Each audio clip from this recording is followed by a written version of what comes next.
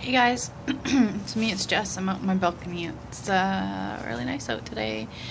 And yeah, I'm just enjoying the weather and watching the birds and sitting out here with a candle and coffee and journals. And I seriously have like so many journals and so many different books for like different notes and stuff that I do and stuff. So, um, I wanted to talk today about something that I didn't realize until a couple years ago, until I decided to get better and I started having people be brutally honest with me. Sometimes I think a little too honest, but basically, you know, as people with borderline personality disorder, okay, disclaimer. This is my honest truth for myself and how I feel and how I perceive things. And some of this could hurt, I don't know. So I'm just putting a disclaimer out there that this is just me. I'm not judging myself. It's just I'm being brutally honest about some things and my disorder. And once I started realizing these things, accepting them, then I can actually start doing something about them. I feel, as a person with a personality disorder, I feel I am particularly very, I sit in my self-pity way more than the average person. And things can be about me. And about me a lot.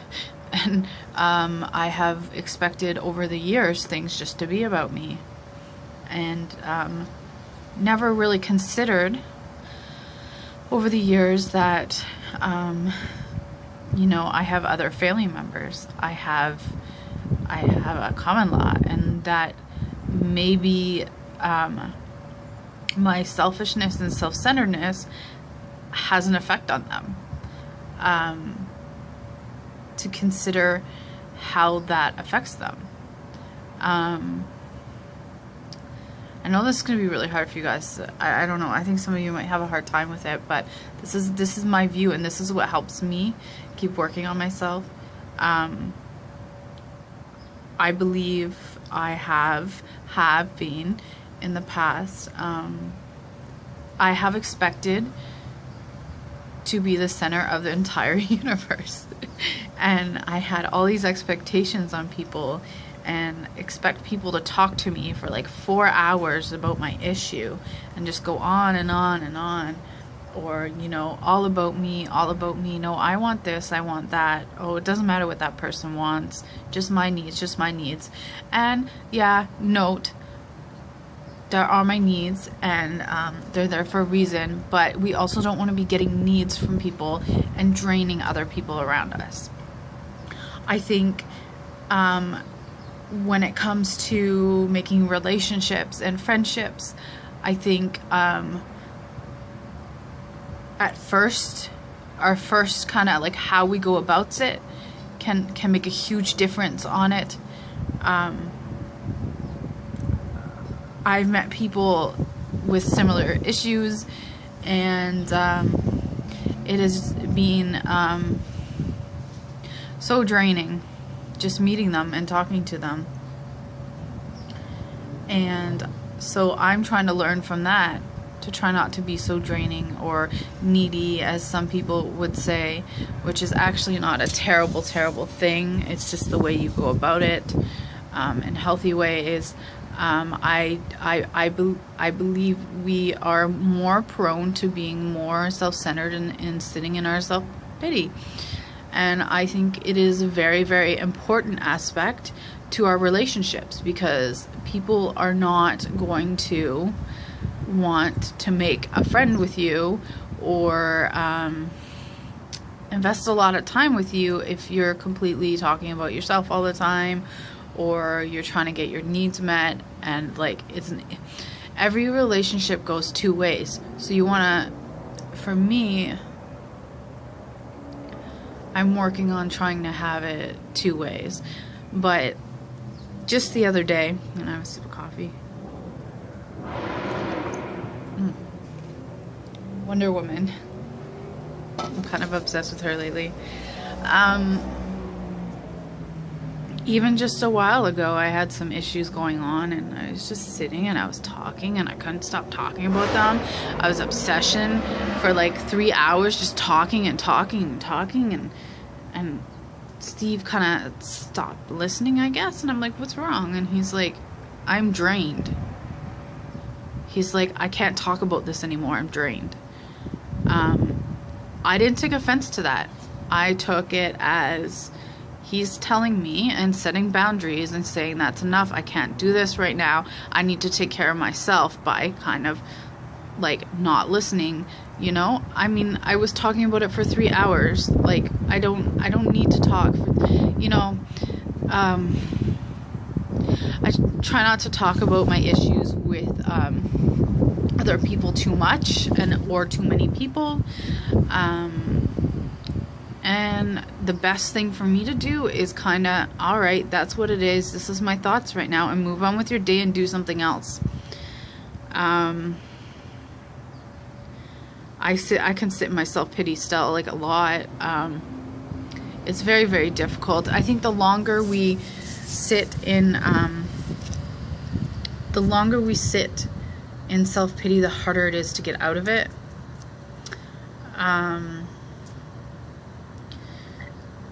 Excuse me. I'm trying to think what I was gonna say. I just had a like complete blank moment. But yeah, back to the Steve situation. I don't get offended by that because we have open, honest communication and open, honest understandings, you know? And I can understand, I sympathize with him, you know? Sympathize with him, and oh yeah, and then like I let it be. I think we just expect from other people, and it's so unrealistic. We expect people's time. We expect them to be on the phone with us. We expect them to sit with us while we talk about our issues. It's just like everything is two ways. It's relationships are two ways. So I'm always trying to look and make sure I'm trying to give back to relationships, whatever it is, even family or whatever, that kind of stuff back.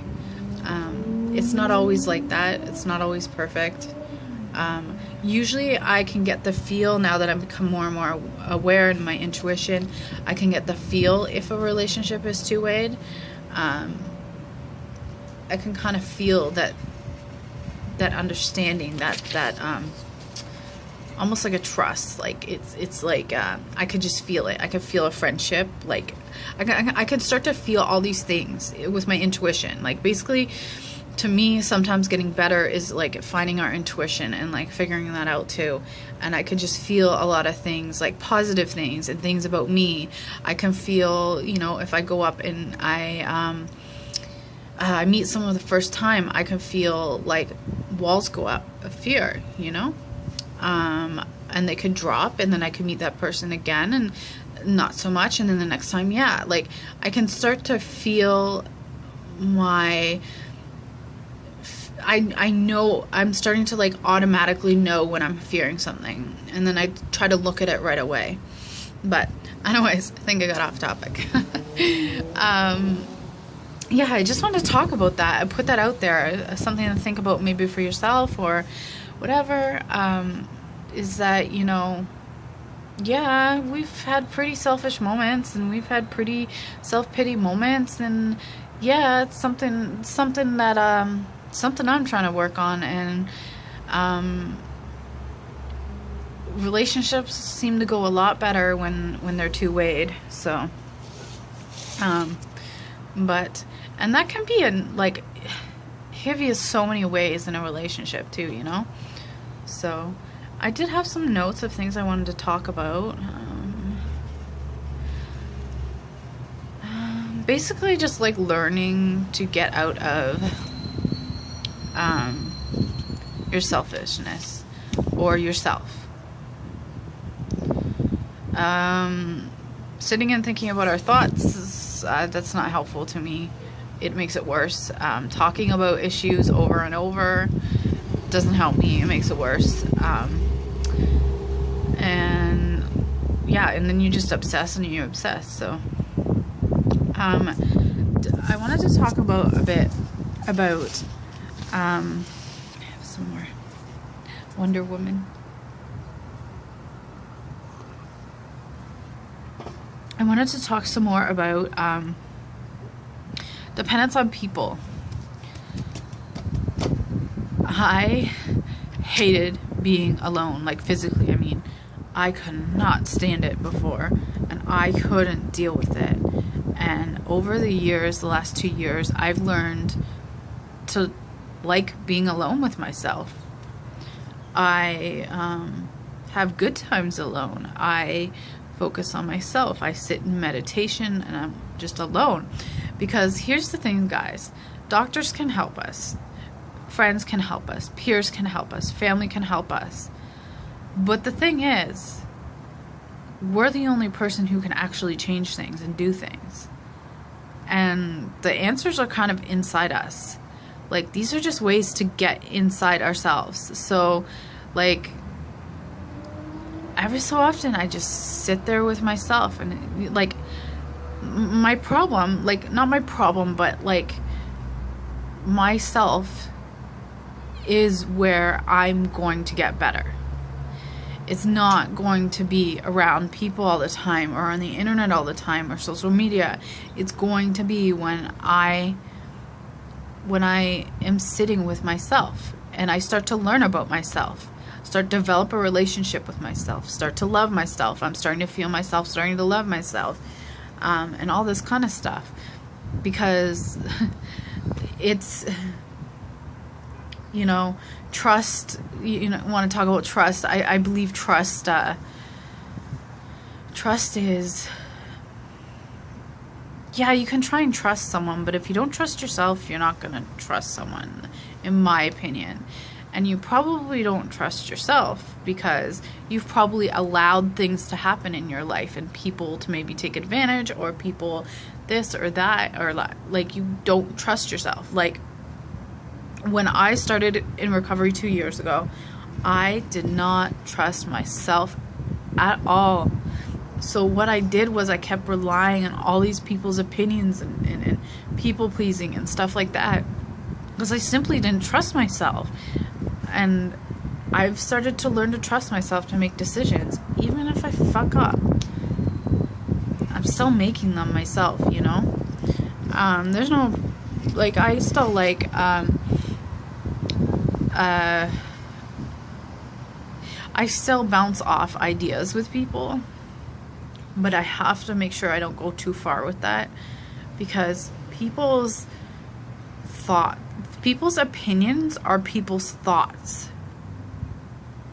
So when you think about it, our thoughts, when you think about our own heads and how, like, some of the thoughts we have aren't even true, then some other people's thoughts and opinions aren't even true. So we have to be careful, and we have to figure it out with ourselves. We have to inside with ourselves and become aware of things inside, and you learn over time with your intuition, the right and the wrong and all that kind of stuff, and you start to learn the feelings, and you start to know, you just start to know things. You just know. You know, it's that knowing. So what I'm saying is, I really believe that even if it's for 1 minute a day, just sitting in silence with yourself is a really good idea to start getting to know yourself. Because I think that's where we're mainly going to get a lot of our answers. Everything else is just there to help us along the road, but they're actually there inside us. So yeah, just sit with ourselves. I suggest that. It's the last time you just sat with yourself. You can make it like just a minute. if it's too hard, you know, and work up. So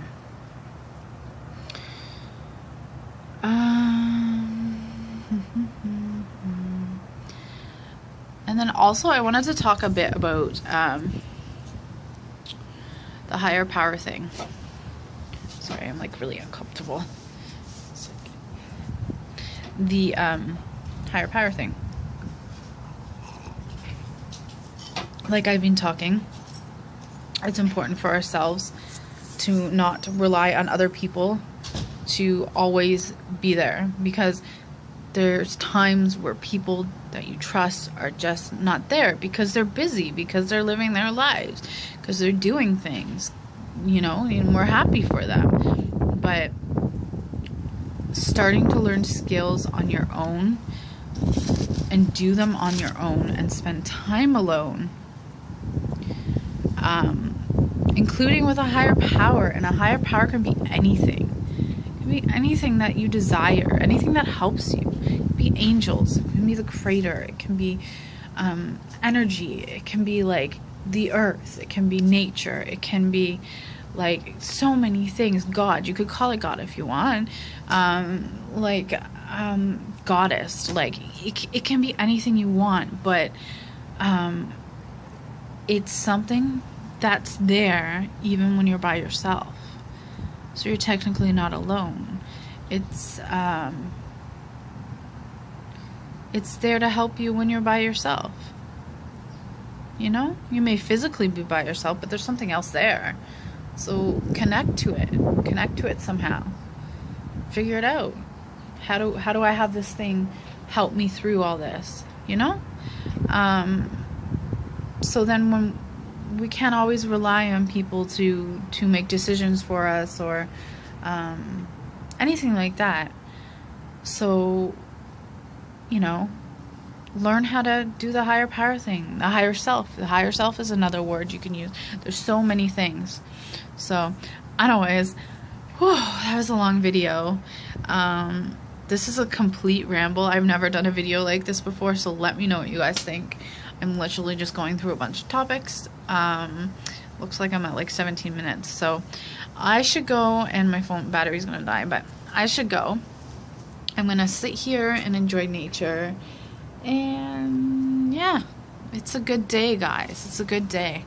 I had a great sleep last night, and I don't sleep well usually, so it's been really nice today. Definitely perked me up. So anyways, guys, let me know what you think. Let me know what you think about the selfishness and self-centered kind of aspect of looking at and perception at looking at things. I'm really curious on what you guys have to say, and I'm open to any kind of conversations about that. Okay, I love you guys. Please like and subscribe and share. Okay, bye.